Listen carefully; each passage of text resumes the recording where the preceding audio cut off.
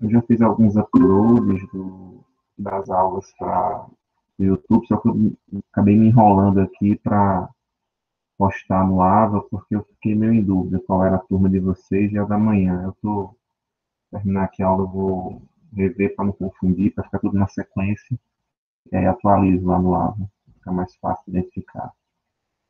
Bem,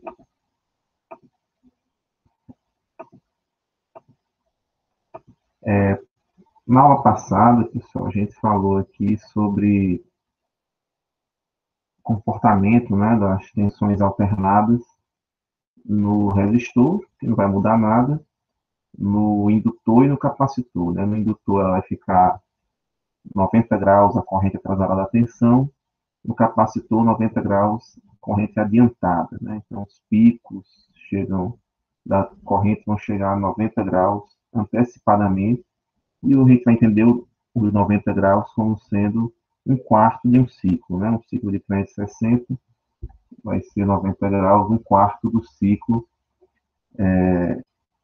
chegando na frente a corrente em relação à tensão.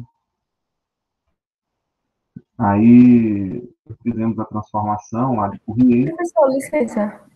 Eu não entendi bem. O senhor já fez no upload no YouTube? Porque eu tinha olhado hoje de manhã e só tinha as comentários do senhor de estações elétricas. Eu vou colocar no modo público, porque eu não fiquei, até para nomear lá, eu fiquei na dúvida se era de vocês ou da turma da manhã.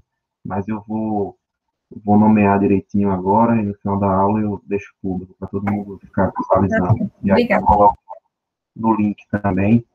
Na hora que eu fui baixar do Google Drive, tinha algumas com o nome que eu fiquei na dúvida qual era a turma, mas aí eu vou padronizar e vou assistir também uma parte, né? A turma da manhã tem bem menos alunos, deve ter aí uns 5, 6 alunos que assistem a aula, a turma de vocês é maior, e vou ver o momento que eu mostro a tela ou que alguém interage, aí eu vou ver pelo número de alunos dá para identificar qual é a turma, eu vou ter que abrir vídeo por vídeo. Bem, então na aula passada a gente acabou falando sobre essa parte dos elementos, né? Das definições de impedância, que agora é meu Z, não é mais só o R, tem a resistência mais um JX. Esse X pode ser a reatância indutiva ou capacitiva, né? A indutiva positiva, a capacitiva negativa, e variáveis com a frequência angular. Então, dependendo da frequência das tensões e das correntes, vai variar o valor do indutor, do capacitor. E a gente fez esse exemplo, né? Que foi esse aqui, com um circuito em série, com três elementos, né? Uma fonte, uma resistência de 90 ohms, uma indutância de 32 miliamperes e uma capacitância de 5 microfarads. E a fonte aqui, 750, fase 30 graus. Foi feita a transformação, descobrimos a corrente, depois multiplicamos por cada um dos três elementos e descobrimos as suas tensões individualmente. Né? Aí depois eu fiz a soma, né? VR mais VL mais VC, só para chegar aqui no valor de 750 fase 30 graus, para mostrar que o somatório das tensões aqui vai dar igual a zero. Né? Essa elevação aqui vai ser igual a essas três quedas. Certo? Então, de toda forma, só para deixar claro, a ideia é manter tudo que a gente viu antes, na primeira unidade, leis de Kirchhoff, os nós das malhas, elementos em série, resistência em série, em paralelo, tudo, a realização, a elaboração daqueles sistemas de equações lineares, tudo vai se manter da mesma forma. Logicamente, agora é um pouco mais difícil, já que vocês vão ter que usar os números complexos aqui em algum momento, né? Ou no seu formato polar, ou no seu formato retangular, e fazer contas, né? Produtos, divisões, somas, subtrações com esses números. É um pouquinho mais difícil do que puramente com os números reais, né? Que a gente está mais acostumado. Depois desse exemplo, né? Todo mundo em série aqui, mais simples, Tem esse segundo exemplo, que a gente acho que não fez ainda, eu pedi para vocês tentarem, né? Em algum momento fazer essa questãozinha aqui, que é basicamente similar a outra, só que ao invés de uma fonte de tensão, você tem uma fonte de corrente, e ao invés das potências, das cargas estarem em série, elas estarão em paralelo, certo? Então, aqui eu tenho três cargas, né, três impedâncias, uma puramente resistiva aqui, outra resistiva e indutiva e outra puramente capacitiva, certo? Então, a gente vai entender aqui como se fosse um Z1, um Z2 e um Z3, certo? Isso aí sempre facilita muito a realização das nossas questões. E fazer os três paralelos aqui, eu fazer dois paralelos, depois do resultado fazer dois, do mesmo jeito que se fazia quando tinha um R1, R2 e R3. Agora é um Z1, Z2, Z3. Encontrar o circuito paralelo, o elemento paralelo aí, que vai substituir esses três ramos por um só, uma impedância só, multiplicar pela corrente, que aqui vai ser 8 fase zero, já que não tem nenhum ângulo aqui somado a o ômega t, né? O ômega sendo 200 mil. Então, eu multiplico aqui por essa corrente, a minha impedância equivalente desses três elementos, três impedâncias em paralelo. E aí eu encontro a minha tensão V, que é a tensão em paralelo à tensão de todos os elementos aqui. Com essa tensão, você encontra o I1, o I2 e o I3, dividindo essa tensão por 10, por 6, mais a impedância indutiva aqui do 40 microhenries, e pela impedância capacitiva aqui do 1 microfarad. Né? Lembrando que o meu ômega aqui vai ser 200 mil radianos por segundo. E facilmente você encontra tudo o que precisa fazendo aí. Né? Aqui já está a resposta, né? A transformação. O meu 40 microhenries se transformou em J8. O meu 1 microfarad se transformou com 200 mil radianos por segundo, aqui se transformou em menos 5, menos J5. E aí, quando foi feito o paralelo e descobriu-se aqui as tensões, dividir por 10 deu 4, fase menos 36, 87, dividir por 6, a tensão por 6, mais J8, encontrei 4, fase menos 90, dividindo aqui por menos J5, a tensão encontrada, deu 8, 53, 13. Certo? Então, não está fazendo errado, isso devem ser os resultados a serem encontrados. Aqui eu coloquei ainda no semestre anterior, eu falava muito sobre transformação de fontes, só que para tentar reduzir um pouco o assunto e concentrar na parte mais importante, eu acabo não estou mais dando esse assunto, certo? Não estou mais cobrando esse assunto, nessa parte de Thevenin e Norton. Então, falar sobre isso daí, vocês podem considerar por enquanto. Só que mesmo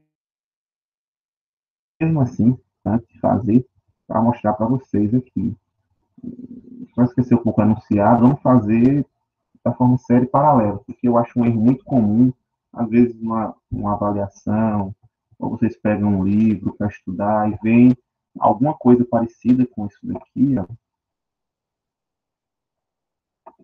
com isso daqui, e é um erro muito comum não entender bem o que é isso, né? O que será esse ramo aí tirado de um nó? Está mudando alguma coisa no meu circuito, né? Mas isso aqui não é nada, é só uma forma de representar o local de onde eu quero colocar ali a minha medição. Então, só está feito dessa forma aqui, essa puxadinha aqui, para deixar bem claro que eu quero a minha tensão nessa impedância aqui de 10 menos J19. Eu quero saber a tensão mais menos V0 entre esses dois pontos.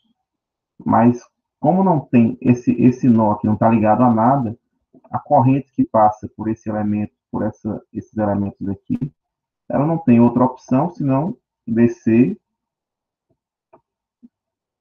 e continuar por aqui. Ó. Então, na prática, só para deixar claro, essa impedância de 0,2 mais J06 está em série com essa de 10 menos J19. Isso daqui o pessoal errava muito quando encontrava numa avaliação ou em alguma outra fonte. No livro da gente, eu não sei se ele mostra muitos momentos assim, mas acho que só em algumas questões ele acaba mostrando, fazendo essa representação. Em outros, simplesmente colocam mais menos, aqui atenção, esse desejo e está resolvido. É só para deixar claro que essa puxadinha aqui não muda nada o circuito, certo? Esse alongamento aqui desse nó não muda nada o circuito. Ele continua, essa impedância, essa daqui continua estando em série. A corrente não tem como sair para aqui para nenhum ponto, né? Então, se ela não tem para onde sair, ela nem passa por aqui, ela vem logo por baixo aqui, também não tem como escapar por aqui, por esse lado. Então, ela acaba circulando em série, né? A mesma que passa em 0,2 mais J0,6 é a mesma que vai passar aqui em 10 menos J19. Certo? Entendido? Então, só para deixar bem claro isso. E aí eu acho interessante a gente montar essa questão aqui para tirar algumas dúvidas que vocês possam ter.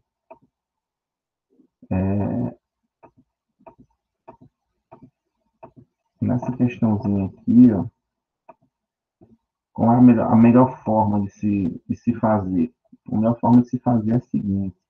Aqui a gente vai ter uma coisa que eu sempre gosto de fazer, pessoal, quando vou resolver questões com impedâncias, né? É unir, considerar aqui como se fosse um Z1. Aqui é meu Z1, aqui é o meu Z2, aqui é o meu Z3, aqui é meu Z4. Pronto. Da mesma forma que eu teria R1, R2, R3, R4 na primeira unidade, eu tenho agora Z1, Z2, Z3, Z4, ou seja, eu juntei aqui essas duas impedâncias numa só. Mesmo elas, talvez inicialmente ou em algum ponto sendo separadas, fiz a união aqui de 1 mais J3, aqui 0,2 mais J0,6, aqui 9 menos J3, aqui 10 menos J19. Então, são aqui o meu Z1, e assim sucessivamente, 2, 3, 4, para a gente não misturar aqui, em algum momento poder errar, aqui está passando uma corrente, por exemplo, vai ter uma queda nesse elemento, depois faz uma outra corrente aqui, vai ter uma queda nesse outro elemento, vai descobrir a tensão nesse ponto aqui intermediário entre os dois, totalmente desnecessário descobrir esse tipo de tensão aqui, juntando esses dois com uma impedância única, você vai ter de um lado, quando a corrente entra no mais, sai no menos. Tem uma tensão maior do lado que a corrente está entrando do que ela está saindo. Então, causa uma queda de tensão de forma similar ao que ocorria numa resistência só. Entra sempre no mais, sai no menos a corrente. Está resolvido. Certo? Não tem que ficar preocupando com esse meinho aqui entre eles, não.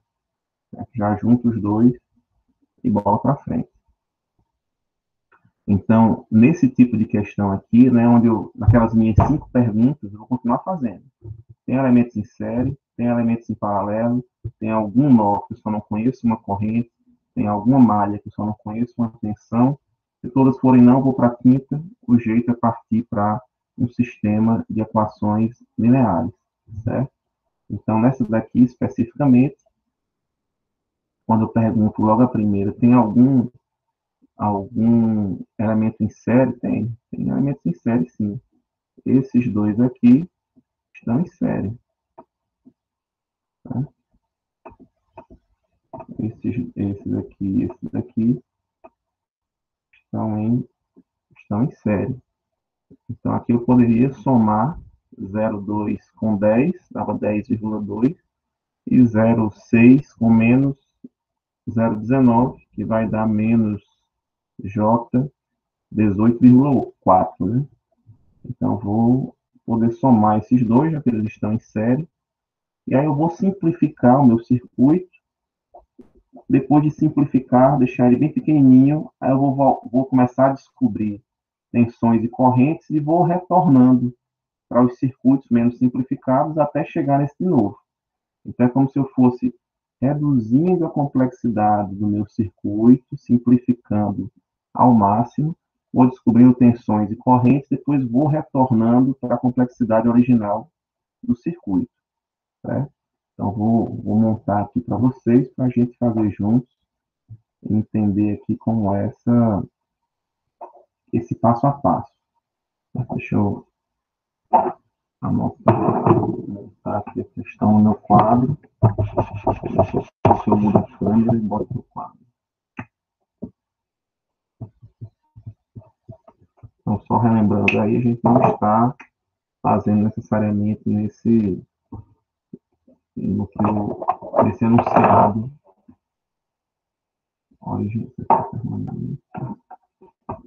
original. Estamos mudando um pouquinho o enunciado e resolvendo a questão em si transformação de fontes, resolvendo por elementos em série, paralelo, por simplificação do circuito.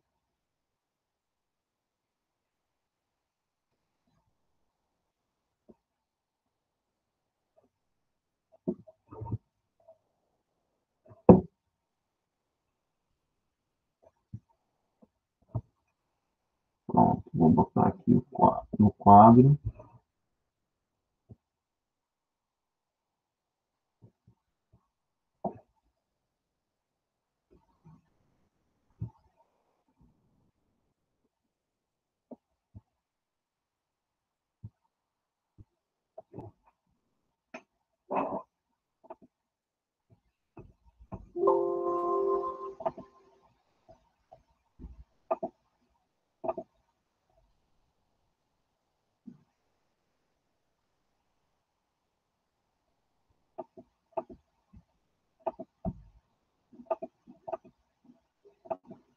Pronto, essa questãozinha aqui, deixa eu ajeitar a câmera para estar melhor.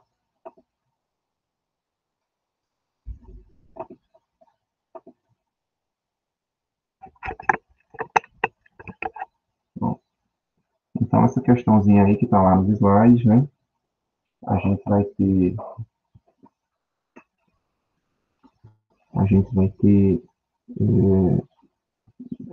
4 conjuntos. Vai ter um Z1, um Z2, um Z3 e um Z4. Eu quero, basicamente, a tensão posteriormente no meu Z4, né? Quero essa tensão aqui, V0, no meu Z4, né? Então, o que eu vou fazer? Vou começar a simplificar o meu circuito ao máximo e depois eu vou retornando para esse circuito original. Então, se eu tenho elementos em série, no caso aqui, o único elemento que está em série são esses dois, né? Posso uni-los um só. Então, vou para a minha primeira simplificação. Aqui é 40, fase zero. Né?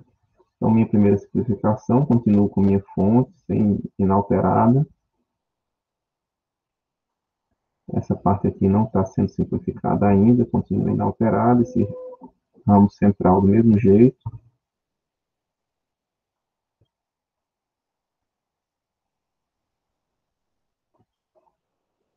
Então, J3.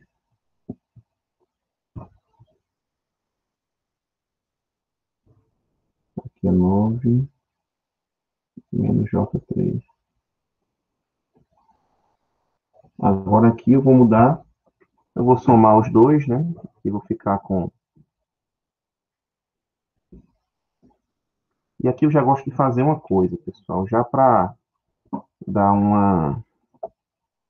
Não precisar mais ficar representando por indutância ou capacitância, eu já gosto de colocar logo a representação de uma impedância já. Então, a representação de uma impedância, independente da caixinha preta, independente do que tenha dentro dela, boto logo aqui uma carga, um retângulozinho desse, e aqui vai ter 10,2 menos J 18,4. 10,2, porque foi 10 mais 0,2, 0,6 menos J19 vai dar 18, menos 18,4, certo? Você pode fazer isso com todos aqui, desde o começo, inclusive. Mas também, se quiser ir representando pelos elementos, né? Aqui acabaria ficando, como é negativo, uma incapacitância, né? E agora eu posso fazer aqui esses dois, essa impedância equivalente, mais essa minha impedância do ramo central, estão em paralelo. Então, vou uni-las, né? Então, vou fazer aqui o paralelo entre 9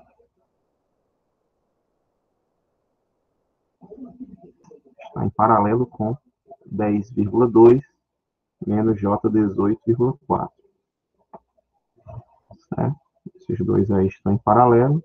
Então, como é uma dupla, são duas impedâncias, eu posso fazer aqui o produto dividido pela soma. Certo?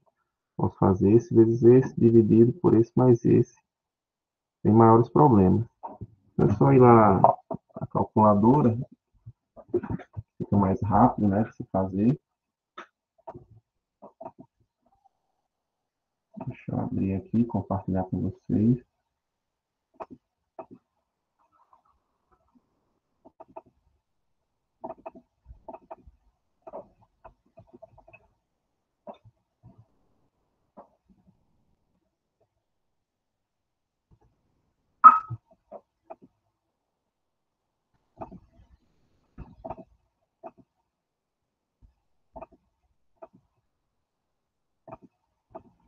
Então, aqui na calculadora, eu tenho as configurações iniciais, no CAS, para aproximar. Vou colocar aqui em grau. Deixa no formato retangular mesmo, né, que está tratando de impedância. Deixa no formato retangular. Então, ficou aqui um paralelo, né, de 9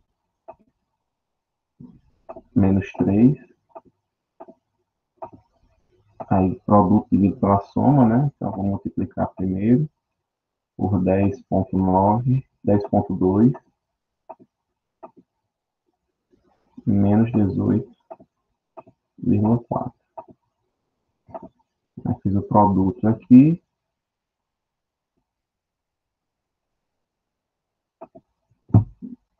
Deu 36,6 menos 196,2. Tá? E aqui posso fazer a soma. Vou dar um enter aqui, só substituir pelo mais. Então, o produto, essa resposta, a segunda resposta, a soma é a primeira resposta. Então, a segunda resposta dividido pela primeira. Não, tá aí. Produto dividido pela soma, deu aqui. Aí a gente vai começar a aproximar, não tem nenhum 10 elevado a menos alguma coisa. Então, aqui eu já vou ter um equivalente, né, desses dois paralelos aqui. Já vou ter aqui esse equivalente. Então, vou manter aqui o 1, o J3. E aqui eu vou ter agora uma carga, né, equivalente de 5,93 menos J3,61. Tá? Fiquei aí com essa carga. Então, tenho agora esse último circuito aqui, mais simplificado, que agora eu tenho como descobrir, aqui continuo 40 fase zero. Agora eu posso tranquilamente descobrir qual a corrente que está passando nesse circuito. Aqui é um circuito todo série, né? Então, agora essa corrente I, vou chamar aqui corrente I, a corrente I vai ser igual a tensão, que é 40 fase zero, sobre as 5 mais 1 mais 5,93, vai dar 6,93. Aí aqui 3 menos 3,61, menos J 0,61, certo? E vou botar na calculadora para ver quanto deu aqui.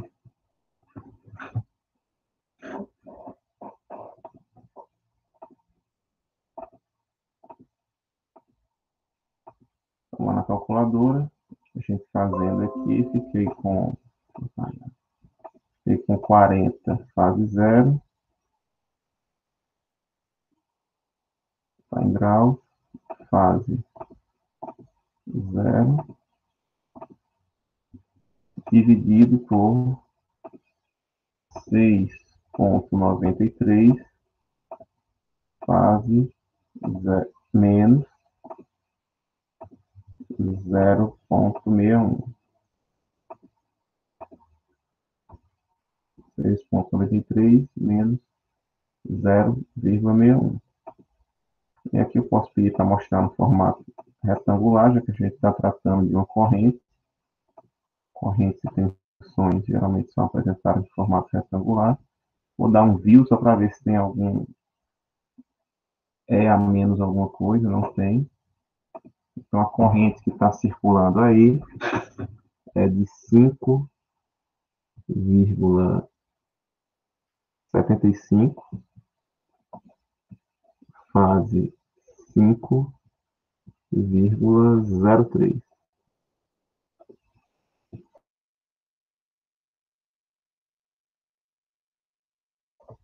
Esse é trecho. E se você observar bem,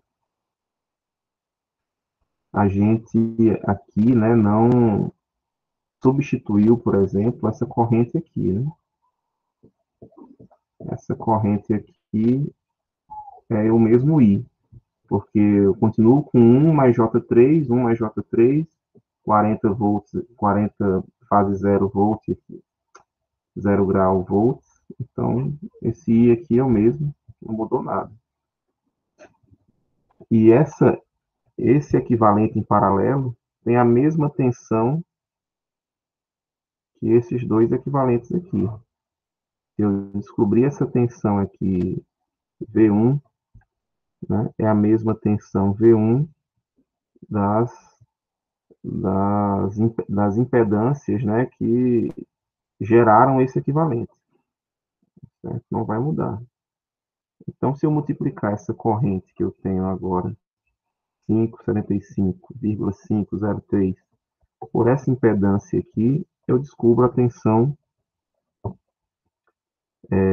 em cima do 9 menos J3 e em cima aqui do 10,2 menos J 18,4, né? Esse meu V1. Ainda não é o V0 que eu quero, porque o V0 ele não está em cima do 10,2 menos J 18,4. Ele está em cima do 10 menos J 19, né? Então ainda não é o que eu quero, né? Mas já vou melhorando aí até chegar no V0, vai chegar no V1. Então V1 é só fazer aqui o produto de Z vezes I. Z vezes I. E quem é o Z? É 5,93 menos J 3,61. E o I é esse aqui de cima, né? Então, vou repetir ele aqui. É 5,75 fase. Então, vamos fazer aqui. Eu estou com o I aqui já. Vezes o meu Z, que é 5,93.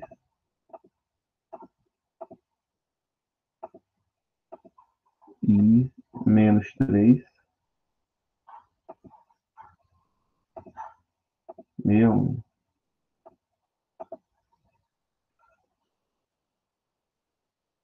R$ 5,93 menos 3,61. Eu já obtenho aí que essa minha tensão V1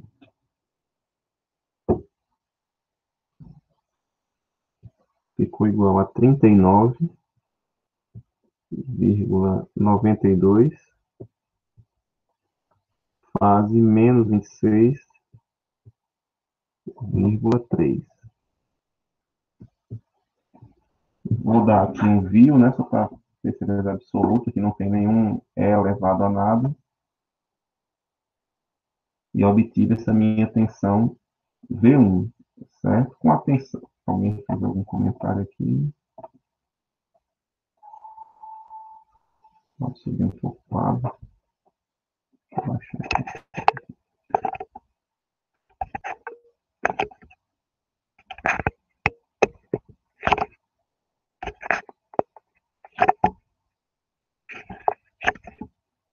Pronto, acho que dá para ver agora. Bem, então aí a gente vai ficar com esse meu V1 já conhecido, né? Só que esse meu V1 aqui do meu circuito em paralelo é o mesmo das duas impedâncias que deu origem a ele, V1, e com esse V1 e com esse circuito série, né, esse equivalente série que deu origem, esse meu equivalente série que foi dado origem por essas duas impedâncias em série aqui, eu consigo encontrar também essa corrente que está circulando aqui, ó, do mais para o menos. Eu vou chamar aqui de I1. Eu consigo encontrar o I1 aqui. E o I1 desse equivalente, desse ramo aqui, é o mesmo I1 daqui. Então, eu consigo encontrar esse 1 aqui em cima, já que eu conheço o V1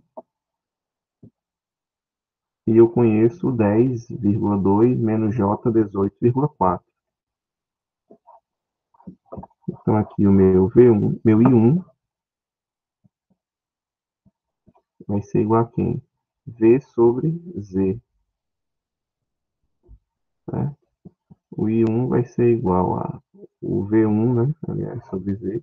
O V1 é 39,92 fase menos 26,3. E o Z é 10,2 menos J 18,4. Então, o I1 vai ser, vamos botar uma calculadora para ver quanto vai ser.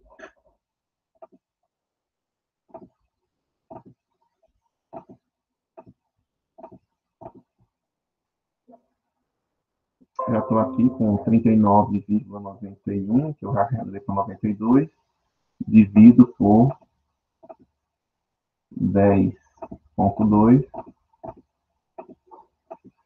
menos 18,4.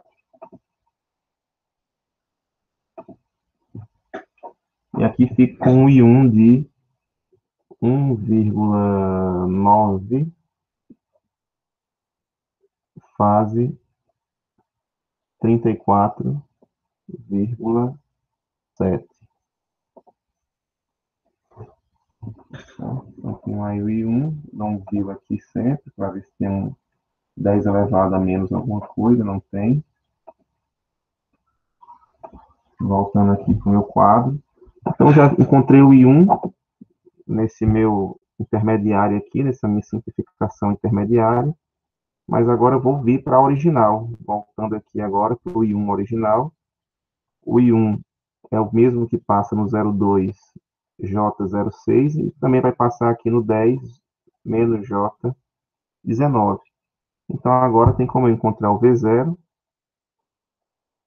que é só multiplicar o Z vezes I, e o meu V0 vai ser 10 menos J19 vezes o meu I1.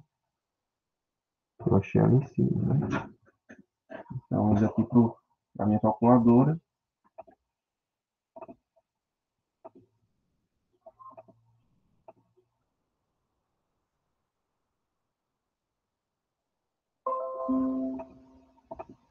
Eu vou ter que, esse aqui é meu I, né? Só é multiplicar pelo Z. Meu I1 é só multiplicar pelo Z, que é o 10 menos 19. E aí eu obtenho aí que a minha tensão V0 deu 40,74 fase menos 27,5.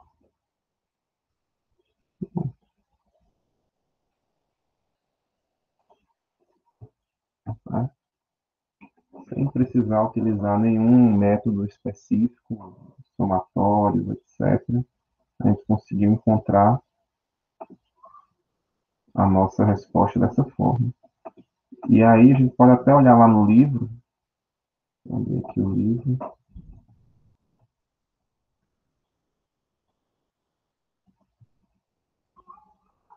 Lá no capítulo 9 do livro, vai ter essa parte de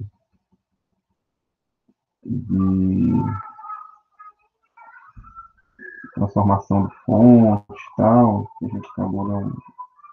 Mas tem esse exemplo, então esse mesmo exemplo foi resolvido de outra forma. É interessante até porque a gente vê que as questões podem ser resolvidas de várias formas diferentes.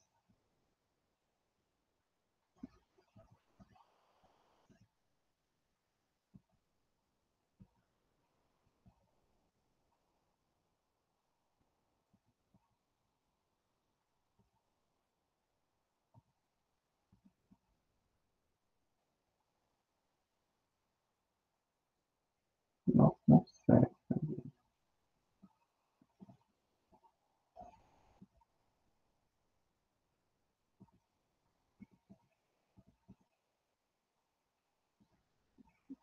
Pronto, achei aqui. Então tá aqui, ó.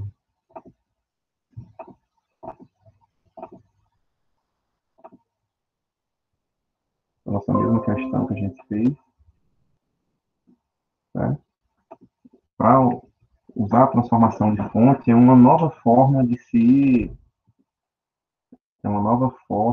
encontrar uma resposta, né?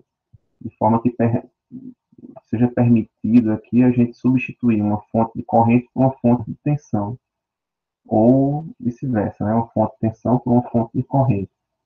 E isso daí faz com que a gente tenha algumas vantagens, principalmente no que tange aqui o aparecimento de elementos em série ou em paralelo. Mas aí não é. Vamos ver só a resposta final. O V0 aqui ele acabou apresentando no formato retangular. Vamos transformar aqui na nossa calculadora. Está aqui no formato polar. Vamos ver aqui se a gente errou alguma coisa. Se a gente acertou, deve aparecer 3612 menos J18. Né? Vamos torcer. Rufem os tambores. Isso mesmo. 3612 menos J1884, né? Arredondando perfeitamente. Né? Então, é exatamente a mesma resposta do livro, encontrando de outra forma, né? Aqui você poderia usar lei de Kirchhoff dos nós, poderia usar a lei de Kirchhoff das correntes de malha, também deveria encontrar o mesmo resultado, certo? Então, a gente tem várias formas, aqui o objetivo é dar várias ferramentas diferentes, apresentar várias ferramentas diferentes para resolver, às vezes, o mesmo problema. Você tem o mesmo problema para ser resolvido de várias formas diferentes. Então, é esse o objetivo, né? 36.12 menos J84 aqui arredondando. Exatamente a resposta que encontraria se usasse uma outra metodologia totalmente diferente, que é a transformação de fontes. Ok, pessoal? Tranquilo? Então, essa aqui foi a questãozinha, Professor, né? Oi. o senhor pode me falar quanto deu o I? Que eu não tô vendo, não tô enxergando bem. No quadro. Deixa A eu corrente. baixar aqui um pouco. O I é qual? I1 ou Não, I? o I mesmo. Ah, o I. 5,75, 5,75, fase 5,03 graus.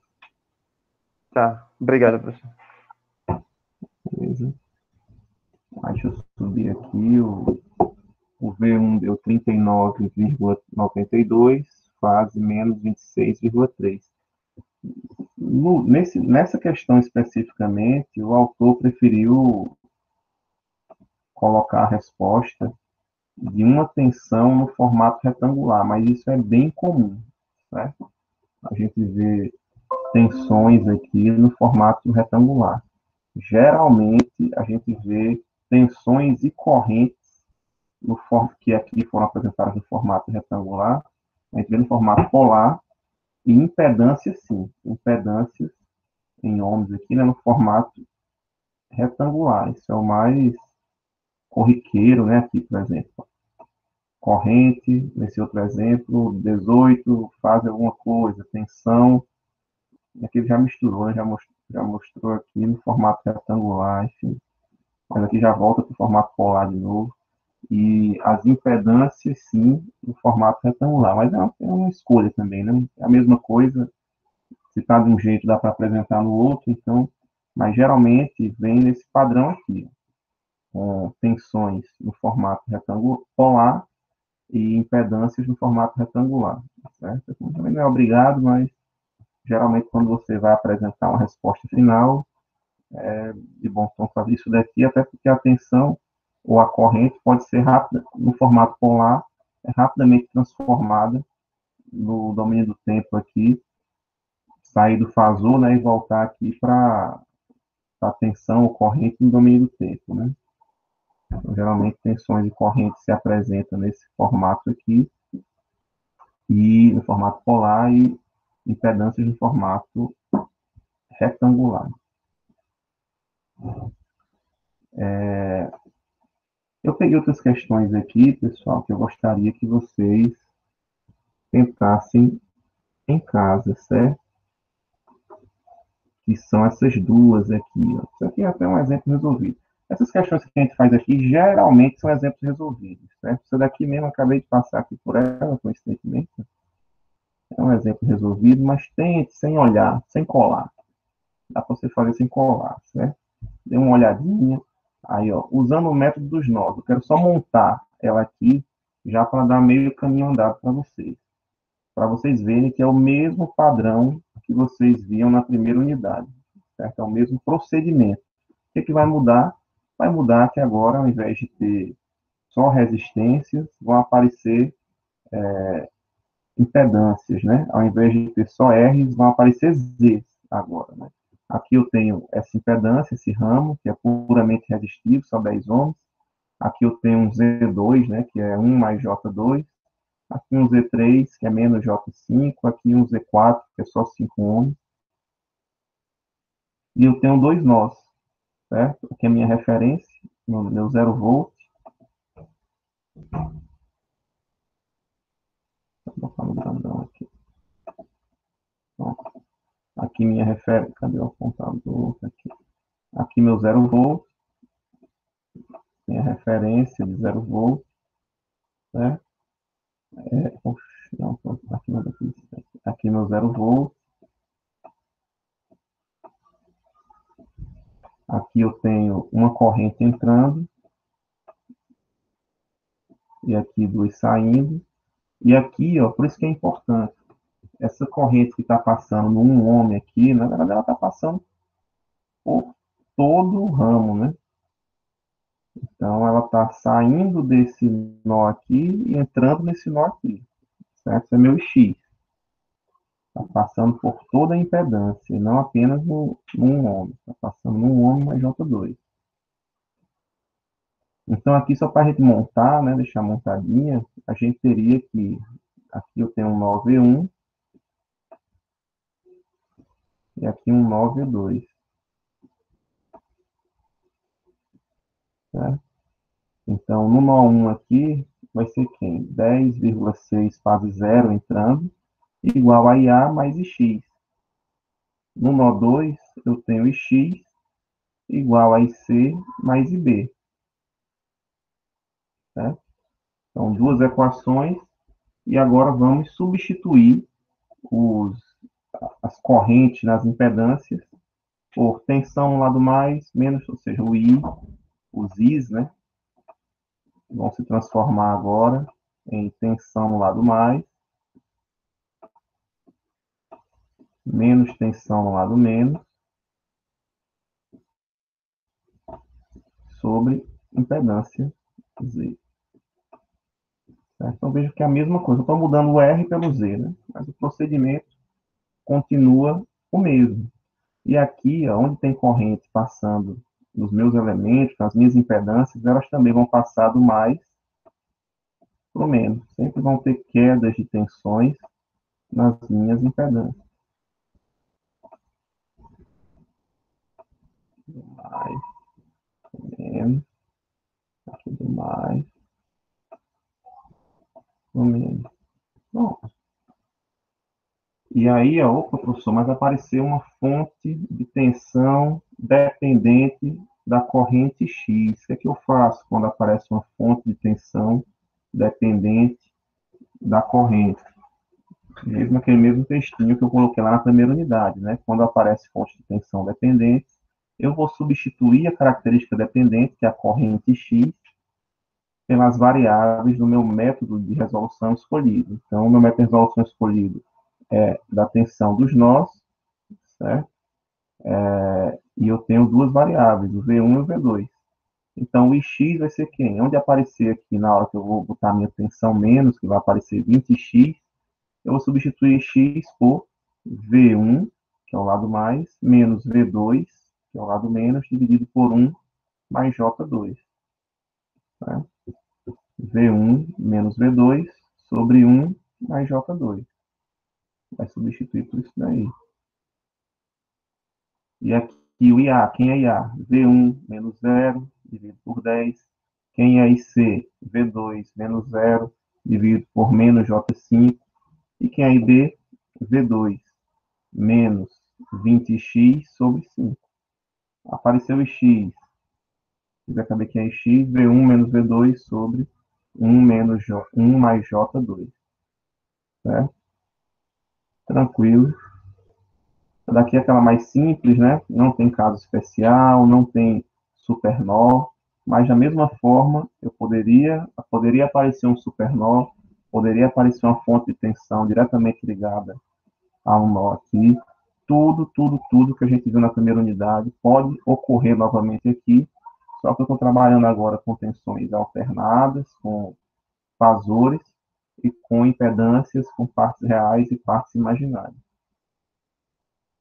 Alguma dúvida na montagem dessa questão? Deu para entender?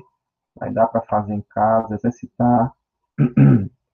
Depois de fazer, abre o livrinho lá e vê como é que foi feito no livro. Só depois, para ver onde errou, para ver se acertou, enfim. Da mesma forma, com o método das correntes de malha, certo? Da mesma forma, não muda nada. Vai ser o mesmo padrão que a gente viu na primeira unidade. Então, aqui, ó, eu vou definir duas correntes, I1 e 2. Definiu do sentido aqui, sentido horário, de 1 e de 2. Agora é só fazer o somatório das tensões.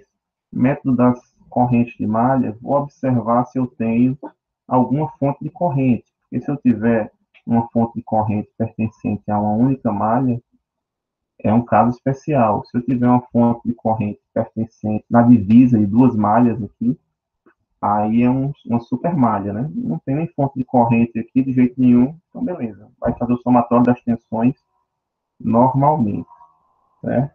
Aqui eu tenho I1,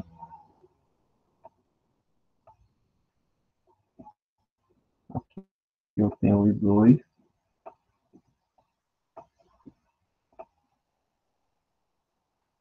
e agora eu posso ver o seguinte, ó.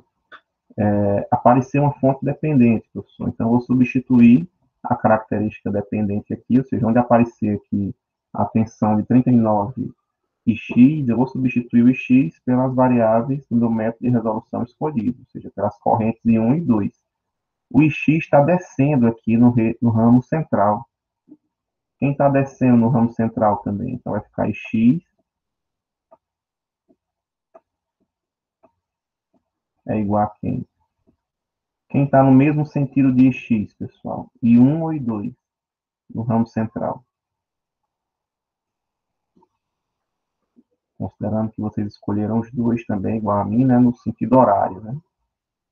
Então, aqui, ó, no ramo central, o I1, eu olho aqui no sentido horário, o I1 está descendo no ramo central. o I2, ó, no sentido horário, o I2 está subindo no ramo central. Então, onde aparecer X, eu vou substituir por I1, que está no mesmo sentido ali descendo, menos I2.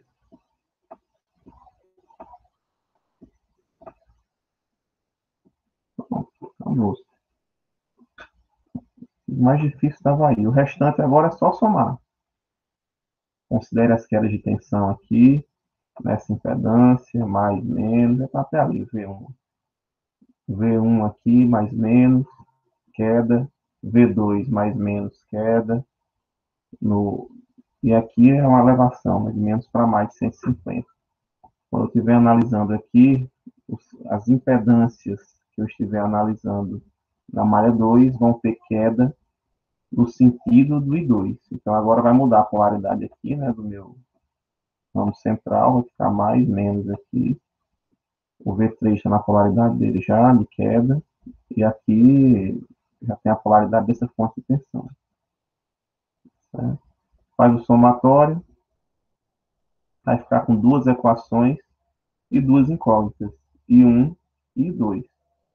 Resolveu aí em I1 e I2, dá para encontrar facilmente V1, é só multiplicar I1 pela impedância 1 mais J2, dá para encontrar V2, é só multiplicar aqui a impedância do ramo central, né, que o V2 está no ramo central aqui, 12 menos J6 por X, que é I1 menos I2, e V3, multiplicar 1 mais J3 por I2.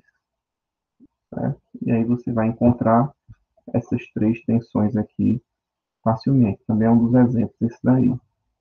Certo? Então, estão montadinhos aqui os dois. As duas. Ô, professor, normalmente nas questões, o senhor especifica qual é, se quer retangular ou quer polar, ou a gente pode deixar como quiser? Não, como você pode deixar como quiser, que é o mesmo número, né? É só uma forma de representar. Agora, geralmente, correntes e tensões no formato polar e impedâncias no formato retangular. Certo? Porque aí a impedância no formato retangular já tem como dizer mais ou menos se é indutivo ou capacitivo só olhando para a parte imaginária, né? Ou se é puramente real, enfim, ou se é puramente indutivo, se é puramente capacitivo. Só olhando para a parte real, para a parte imaginária, que você vai ter lá no Z, em formato retangular, vai ser uma parte real, né, um R de resistência, mais um J, a parte imaginária, X, a reatância. Então, se você apresenta dessa forma, e só tem um R, por exemplo, eu já digo de cara que é um número, uma resistência puramente resistiva. Se só tem o Jx e é positivo, dá um mais J3. Eu já sei que é indutivo aqui. Ou menos J5, é um capacitor isso daí.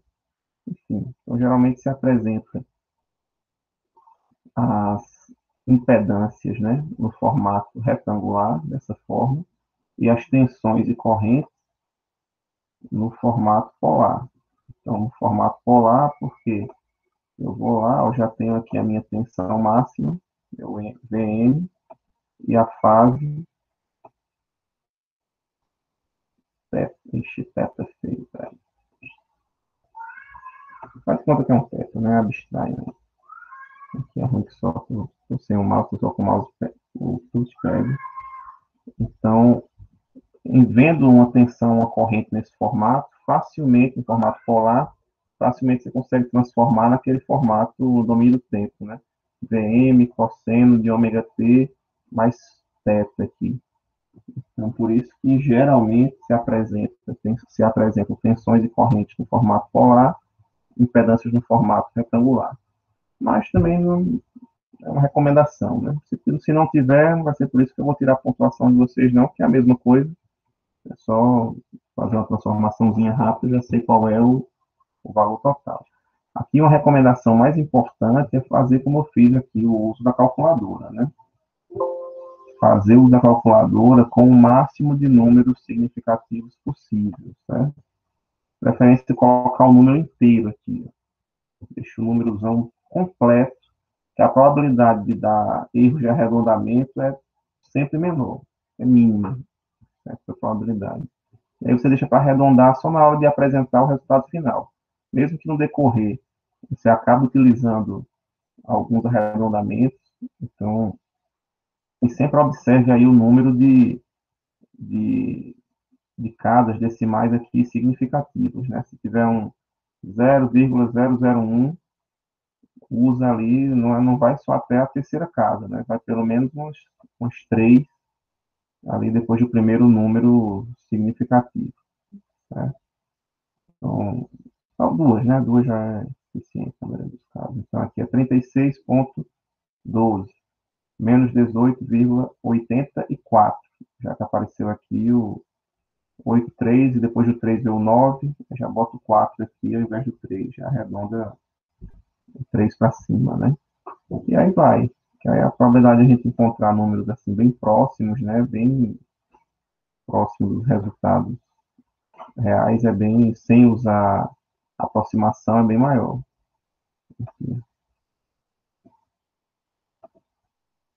Ok?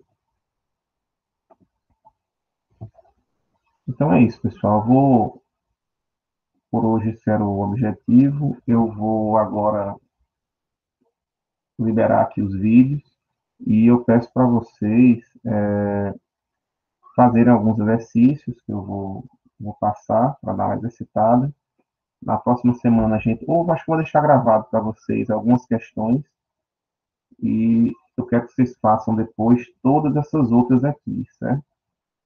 Tem um monte de questãozinha, tirando essas duas últimas aqui, né? Escrevendo em norte, que a gente não viu, mas vou só comentar aqui rapidamente, né? As questões tem lá no livro, no capítulo 9, essa primeira, depois dessas duas aqui que a gente montou, né? Essa próxima aqui, que é só a conversão direta, né? Converter nos fasores, extensões e correntes. Aqui, essa primeira aqui é simples, né? Quando você vê, está em cosseno, está tudo bonitinho. 170, fase menos 40. Fácil. Agora aqui a casquinha de banana, né? Ao invés do cosseno, tem o seno, né? Então, entre cosseno e seno tem uma diferença de 90 graus. Inclusive, eu coloquei aqui uma, uma tabelinha de identidades trigonométricas. Então, aqui, se você observar, para transformar, né, o seno, ele é o cosseno menos 90 graus. Ele é o cosseno menos, na verdade, 90 menos o cosseno, né? Oh, meu Deus. O seno de um ângulo A é igual ao cosseno de 90 menos esse ângulo A. Certo? Só que da identidade trigonométrica 4 aqui, dá para ver que 90 menos o ângulo A é o mesmo que A menos 90. Porque o menos A aqui, o cosseno de 90, o cosseno de menos 90. O cosseno de 45 é igual ao cosseno de menos 45. Então, não tem. Aqui dá para botar o 90 menos o ângulo ou o ângulo menos 90, dá no mesmo. Né? Então, aqui, para transformar isso daqui no cosseno, é só colocar cosseno de 1000t mais 20 menos 90 graus. Certo? Então, aqui vai ficar, no caso, I igual a 10 cosseno de 1000t menos 70 graus. Certo? E aí sim eu converto, ficou 10 fase menos 70. Então, quando vem um seno aqui, não já vá se empolgando e colocando 10 fase 20 graus, não. Tem que diminuir 90 graus daqui para virar no padrão do cosseno. Aí, quando tem aqui um produto, né? Aqui é fácil, né? Só ver aqui o produto. Usou aqui 5 fase 36, 87. 10 fase menos 43, 13. Soma as duas aqui, apresenta o resultado. Essa daqui tem uma subtração, só que uma delas é com seno. Então, tranquilo, é só diminuir 90 graus dos 30 aqui, fica menos 60. Aqui é o contrário, né? Tem o fasor, eu quero no tempo, né? Quero amplitude, vezes cosseno de ômega t mais o defasamento. Então, aqui é só fazer o contrário, faz essa subtração. Aqui ele deu uma misturada, botou um no formato retangular, o outro no formato polar. E esse para aqui, botou no HP, ela resolve, nem se preocupe. Senão, recomendaria que fosse fazer uma calculadora tradicional, transforma o 30 15 graus no formato retangular, soma partes reais, soma partes imaginárias, transforma de volta todo mundo aqui no formato polar e aí apresenta o domínio do tempo, né, com o módulo vezes cosseno de ômega t mais o defasamento, a fase. Vê que é bem mais complicado se não usar HP. Com HP já dá de cara tudo, já resolve muitos seus problemas. Essa daqui, a 9.6, é bem simplesinha, né? Só para mostrar como é a transformação desse 20 milihenries em impedância indutiva, né, no J-ômega-L, considerando que se tenha essa corrente passando por ele, né? 10 cosseno 10.000 T mais 30 miliamperes. Então, você vai pegar o ômega aqui, o J-ômega-L, lembrando que indutâncias e capacitâncias vão variar de acordo com essa frequência angular, que nesse caso é 10.000. Aí vai entrar qual a reatância indutiva, qual a impedância indutiva. Reatância, só lembrando, deixa eu voltar lá para mostrar aqui a reatância. Pronto. Reatância é só o ômega L. Indutância, só colocar o J na frente, né? Assim. Indutiva, capacitiva, reatância menos 1 sobre ômega C. Impedância, só coloca o J na frente, está resolvido.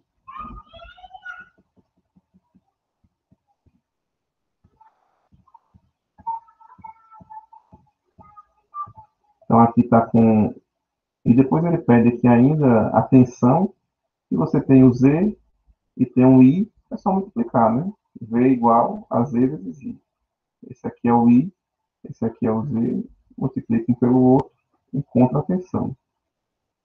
E a expressão, pronto, aí encontra na forma fasorial, né? Depois de encontrar na fasorial, encontra no domínio do tempo. Mesma coisa com o capacitor, 5 microfarads. Então aqui é só converter para reatância capacitiva, impedância capacitiva, aquelas fórmulas, né? Menos 1 sobre ômega C. Aqui eu tenho um ômega 4, frequência angular 4.000 radianos por segundo. Faz essa conversão.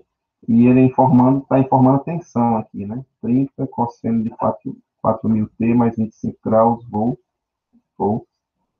Então, se eu tenho o Z e tenho o V, V, tensão dividido pela impedância, vai ser igual a corrente. Você encontra a corrente no domínio do fasor, depois de encontrar, é só transformar para o tempo de volta. Bom, isso daqui é um pouquinho mais interessante, certo? Isso daqui é a 9.10 é uma pegadinha aqui, é um pouquinho mais difícil, principalmente, não lembro como foi aí a escola de vocês, no ensino médio, sei que teve umas mudanças no Enem, que algumas escolas não cobram mais estudar números complexos no ensino médio. Quando eu fiz o ensino médio, eu tive que fazer no ensino médio, né? Então, eu já tinha visto alguns detalhes a mais do que eu apresentei aqui, já no ensino médio, né? De manipulações com números complexos. Então, aqui eu só vou explicar rapidamente, para depois voltar lá para os números complexos, que é aquela parte que a gente apresentou, e ver algo a mais que eu não expliquei, mas que vai ser necessário para essa questão. Um resistor de 20 ohms é ligado em paralelo com um indutor de 5 milihenries. Então, tem esse resistor e esse indutor ligados em paralelo, e essa combinação é ligada em série com dois elementos aqui, uma resistência e um capacitor. Então, o capacitor e a resistência em série com esse conjunto aqui, esses dois elementos em paralelo, resistor e indutor. Então, aqui só está falando da carga, por enquanto, né? Ele diz, ó, calcula a impedância caso eu tenha uma frequência de 2.000 radianos por segundo. Aí repita caso eu tenha uma frequência de 4.000. Vai mudar? Vai, porque só não mudaria se eu tiver só resistência, né? Porque resistência ela é imune à frequência. Agora, as capacitâncias e indutâncias, elas variam seu valor de impedância com a variação da frequência. E aí você vai encontrar. E aí, ó, o que ele pergunta aqui? Então, eu vou encontrar, já tem a resposta. Na letra A ficou 9 menos J12, e na letra B ficou 21 mais J3. Então, variou aqui essas duas impedâncias, né? E na letra C, ele pede algo bem interessante. Para que frequência finita a impedância do circuito se torna puramente resistível? Ou seja, eu tenho uma impedância como sendo o meu Z, né? Como sendo uma resistência, que nem assim, na letra A e na letra B. Aqui, né? Uma resistência mais uma, um JX aqui. Às vezes o X é positivo, às vezes é negativo, tá? A resistência sempre é positiva. Se você alguma vez fizer alguma conta e encontrar uma resistência negativa, você errou em algum lugar. Pode voltar aí que tem algum erro aí encontrado. Agora, a parte imaginária da impedância pode ser positiva ou negativa. Positiva, caso tenha característica indutiva, negativa, caso tenha característica capacitiva. E aqui ele pergunta na letra D, para qual frequência, qual ômega aqui, quantos radianos por segundo, eu terei uma impedância puramente resistível, ou seja, a parte imaginária vai ser igual a zero. Você não vai ter essa parte imaginária aqui, vai ser seu Z igual a um R só. Certo? Então, como a gente vai resolver isso? É o problema, né? Essa é a questão. Então, o que você vai fazer? Ao invés de, na hora de montar aqui o seu circuito, né, você vai encontrar, o grande objetivo aqui é encontrar o equivalente. Então, aqui você vai ter o circuito, você meu ruim de desenhar aqui, vou desenhar no quadro mesmo, em volta do quadro. Vou desenhar no quadro aqui.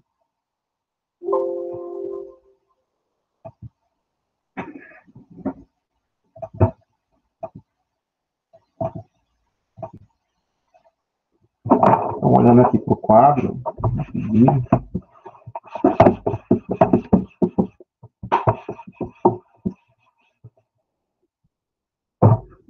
olhando aqui para o quadro que a gente tem aquela questão, né?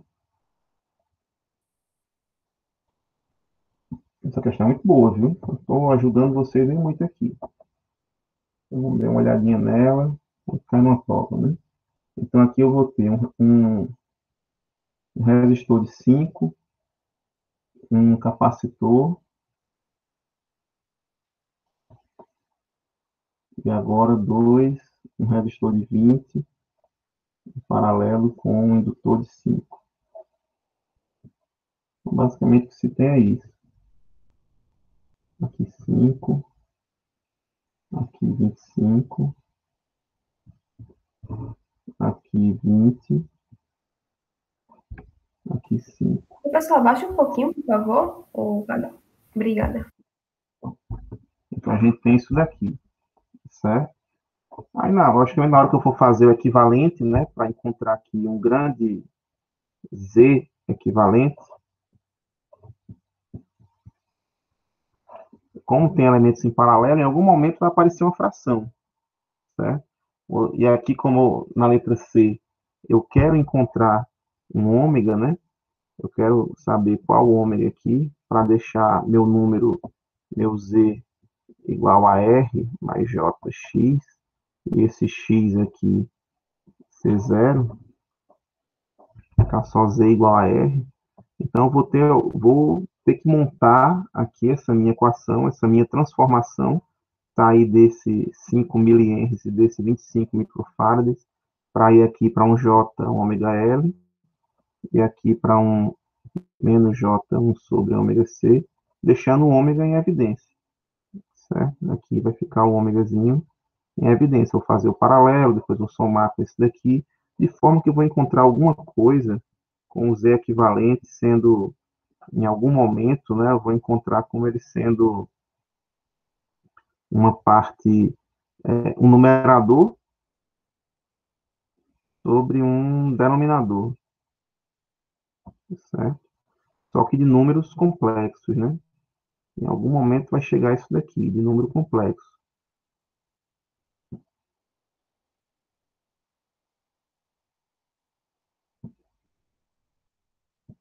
Então, pronto. E aí você vai ter que separar desse Z equivalente aqui para deixar mais ou menos no formato R mais JX. Porque aí sim eu vou dizer, olha, o X tem que ser igual a zero. E aí você isola, coloca aqui o X, né, que vai estar em evidência da frequência. Quando coloca ele igual a zero, é só isolar o ômega aqui que você encontra essa frequência. Agora o problema é, como é que eu vou dividir dois números no formato retangular? Eu mostrei para vocês aqui que o divisão e produto a gente devia fazer no formato polar, né? Deixa eu voltar aqui o slide. Eu tenho dito que aqui, não, mais para frente. Aqui, soma e subtração é fácil, né? Você usa o formato retangular e dá para fazer a soma e a subtração. Já a multiplicação e a divisão a gente faz no formato polar mesmo, multiplica aqui, a multiplicação multiplica os módulos, soma-se os ângulos, divisão, divide-se os módulos, subtrai-se os ângulos. Agora, como é que eu vou fazer a continha assim? Dividir dois números complexos aqui no seu formato retangular. E aí tem uma manhãzinha que a gente vai utilizar, aquele produto notável, né? Que é aquele produto notável, que é como é que é o A ao quadrado menos B ao quadrado, né? Quem lembra aí? Quem é A ao quadrado menos B ao quadrado? É A mais B vezes A menos B. Não é isso? Lembrar aí da recipiente de cálculo, né? Deve ter usado isso daqui em algum momento para simplificar algum limite, fazer alguma coisa nesse sentido. Então, a gente tem essa grandeza, a gente vai utilizar isso daí. Então, aqui, basicamente, a divisão, para se tirar o J do denominador, que é o grande objetivo aqui, eu tirando ele do denominador, deixando um número real no denominador, aí eu consigo separar, né? Aqui numa parte real, uma parte imaginária. Então, é só multiplicar e dividir minha equação pelo complementar do denominador. Então, aqui, se eu multiplico e divido, eu não estou fazendo nenhuma mudança, né? Então, eu vou multiplicar. O que é o complementar? É só acompanhar aqui o meu produto notável, né? Então, se eu tenho aqui um B menos JB, eu vou multiplicar e dividir pelo B mais JB. B mais JB, certo? E quando eu faço isso daí, eu vou ficar com o quê? Com o primeiro elemento ao quadrado menos o segundo ao quadrado. Então, meu denominador aqui vai ficar igual a... Deixa só o denominador. Vai ficar B ao quadrado menos... Aí aqui J ao quadrado, D ao quadrado. Aí, professor, você não disse que ia sumir o J no denominador? Só que vocês têm que lembrar que o bendito J aqui, ou I, né, a grandeza imaginária, ela veio justamente da necessidade de se ter uma raiz quadrada de um número negativo. Então, isso daqui é o meu I, que eu estou chamando de J aqui, né, para não misturar com corrente. Então, se eu levar ao quadrado os dois lados, eu vou ter menos 1 igual a J ao quadrado. Quando aparecer J ao quadrado, você vai multiplicar vai igualar a menos 1. Certo? A grandeza imaginária ao quadrado é sempre igual a menos 1. Tem um vídeo aqui no YouTube, ó, mostrei para outra turma hoje pela manhã, Não, cadê? Explica bem direitinho isso aí. Aqui, divisão, números complexos. Pronto, é exatamente isso daqui. Está dividindo dois números complexos um pelo outro. E aqui ele está multiplicando e dividindo o Z pelo A.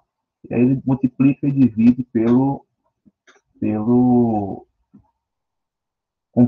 complementar aqui desse de baixo. É só pegar aqui, botar negativo no meio e vira um sisteminha daqueles.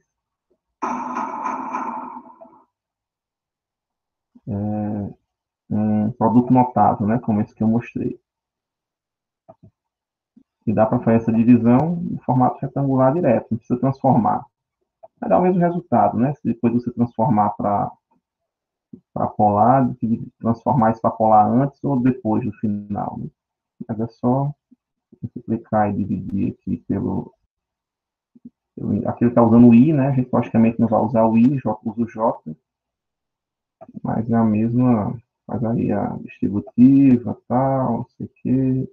Vem devagarinho aí, para o menino mais novo, né? Vocês já são bem mais experientes. E aí, onde apareceu o I ao quadrado, é só substituir por menos 1. O J ao quadrado, é só substituir aqui por menos 1. E aí, no final, ó, você vai ver que vai cortar os números imaginários do denominador.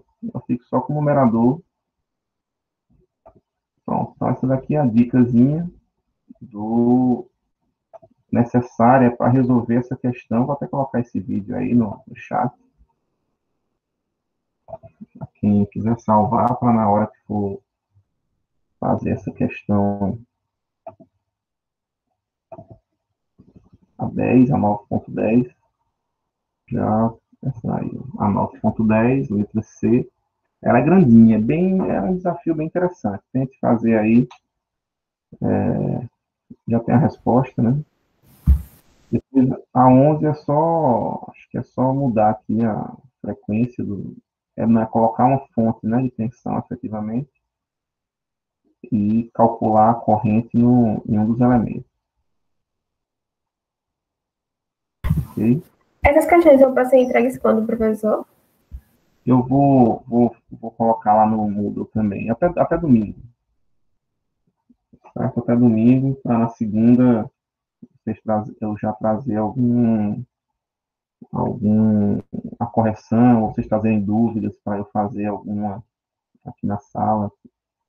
Enfim. Então aqui, essa daqui é a penúltima. Bom, essa daqui é a última, né? Essa daqui é um circuitozinho. Eu quero saber a tensão aqui no indutor de 60 milihenries. Né? Então também é simples, eu tenho duas impedâncias, né? Essa daqui com uma resistência e um capacitor, essa daqui com uma resistência e um indutor, elas estão em paralelo entre si. Calculou o paralelo, descobriu essa tensão, descobre as duas correntes separadamente. Como eu quero a tensão só no indutor, multiplico a corrente aqui desse ramo só pela impedância indutiva aqui desse indutor de 60 milihenries. Descobre quem é o V0, transforma no tempo aqui, acabou. Tá? Bem tranquilo, bem rapidinho, dá para fazer. Essa de TV na Inor não precisa fazer não, que já é um outro assunto que a gente não aborda mais. Ok, pessoal? Então deu para explicar tudo, né? Deu para explicar todas as questões dessa aqui da lei dos nós, das tensões dos nós para frente. Com exceção das duas últimas, que é a TV na Inor, que é um equivalente que a gente não aborda mais no assunto, na disciplina. Ok, pessoal? Tranquilo? Então é isso. Tentem fazer todas. Tragam dúvidas para segunda-feira, para a gente já poder passar. O próximo assunto que a gente vai tratar é o assunto de transformadores. A gente vai tratar sobre transformadores, que é nosso capítulo 4. Então, falando de transformadores, a gente tem transformadores desses menores, né, que a gente encontra interno a no breaks ou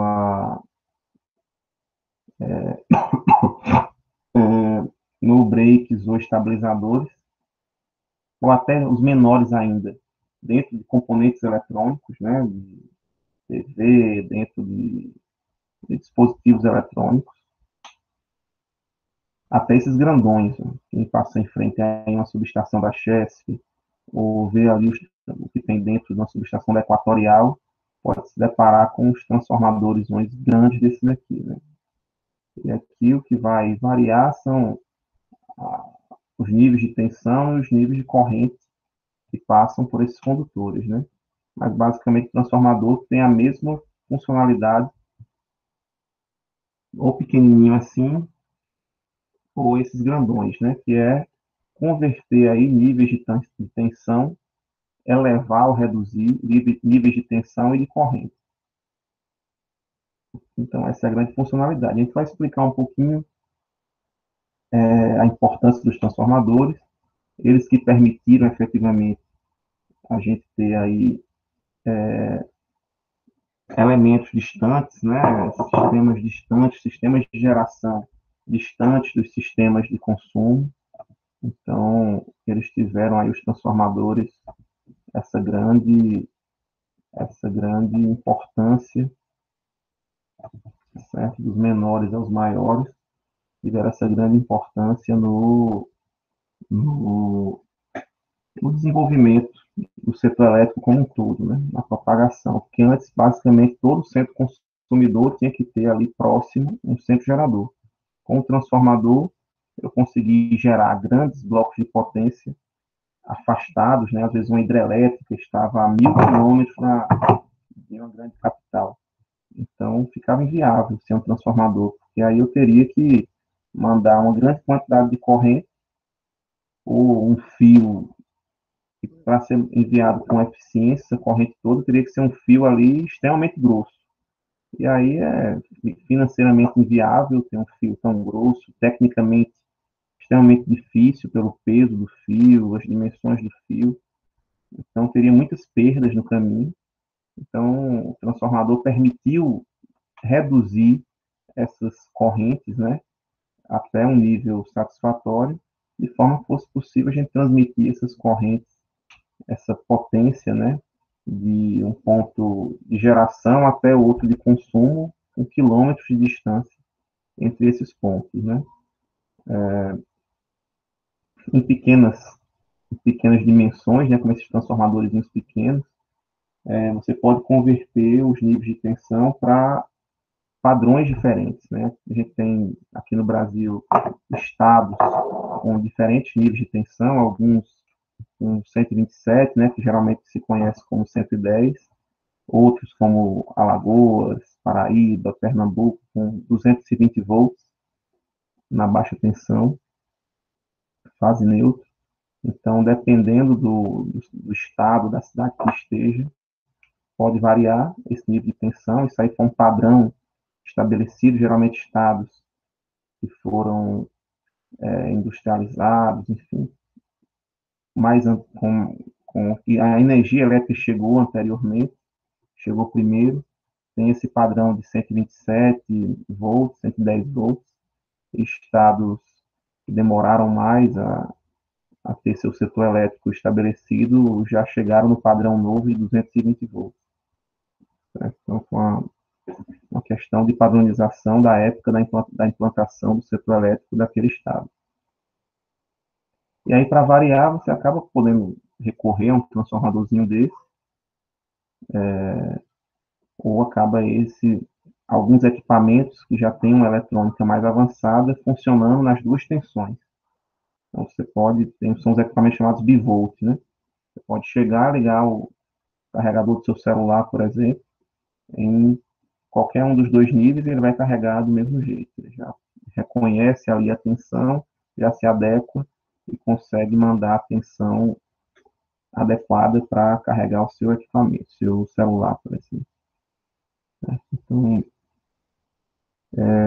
vamos fazer um estudo sobre os transformadores e ver como ocorre essa transformação. Depois dessa parte, a gente vai trabalhar sobre a potência dos circuitos de corrente alternada e, por fim, vamos falar uma introdução sobre os circuitos trifásicos, aí acaba o assunto. Certo? Nossa prova está aí para, eu acho que é dia 24 de maio, certo? Deixa eu só para ter certeza aqui.